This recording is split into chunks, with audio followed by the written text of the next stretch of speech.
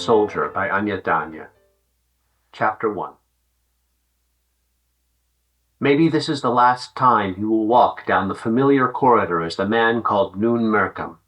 That door there on the left, with those welcoming panes of glass, could mean the end of his existence.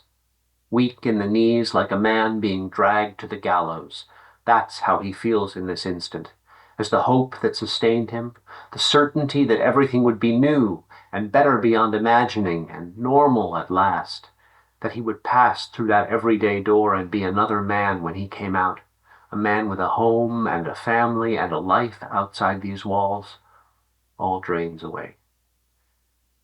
And he comes to a halt on the sun-dappled tiles, and Brother Reginald turns toward him and sees the desperation on his face, and murmurs that God will never test Noon more harshly than he can bear, and gives an encouraging nod, and Noon remains silent, because in his 4 years here he has not seen much to reassure him about God's notions of what is bearable.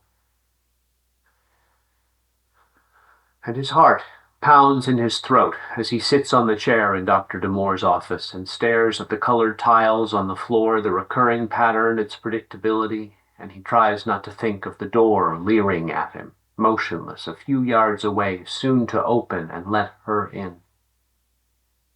The garden. He is in the garden, on his knees, pulling weeds in the gentle rain, the heads of lettuce, the endives, the cabbage, the beans.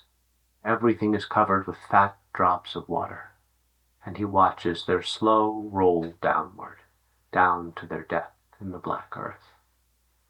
And just when the silence of the garden has rendered her imminent arrival impossible, made it unthinkable like a fantasy that has filled his mind for days, and now loses its hold on him as he awakens, just then he hears her voice in the corridor. She is speaking to Dr. D'Amour as they approach. What a shrill, unpleasant voice she has. She doesn't seem to sense that everything here is supposed to make as little noise as possible. The people and footsteps and things and even the nightmares. Like hiding your head under the covers so long you start to suffocate. That's how it sometimes feels.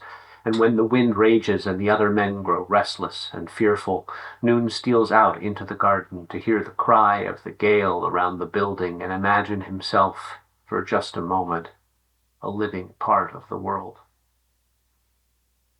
And she talks about her husband.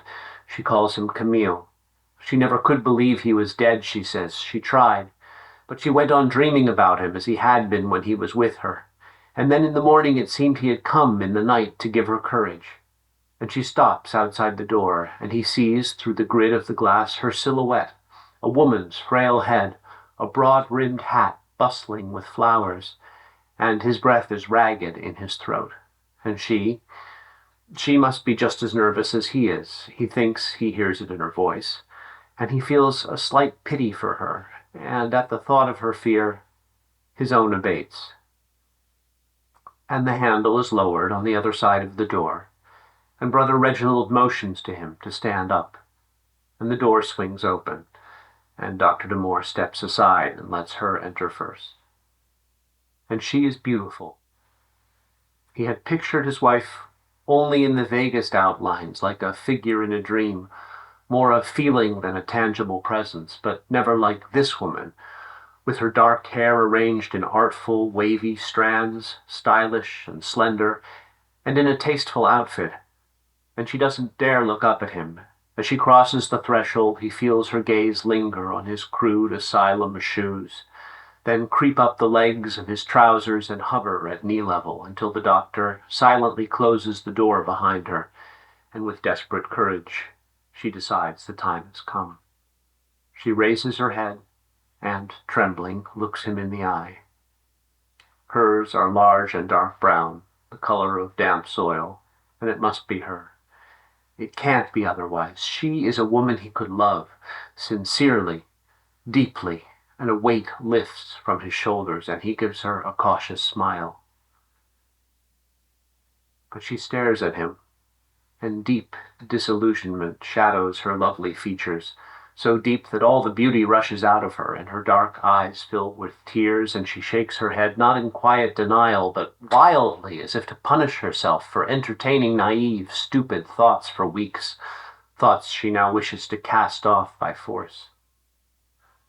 And she turns to Dr. Damore and begins to speak of her husband, Camille, conjuring him up as if she hopes Noon will have turned into her husband the next time she dares to look. And her shrill voice fills the office. Her Camille, she says, was a hero who fought for the fatherland. He offered himself up for his comrades in arms. He shared the last of his food with them, risked his own life to carry the wounded back to the trenches. That was what they wrote to her after he disappeared, she tells the doctor.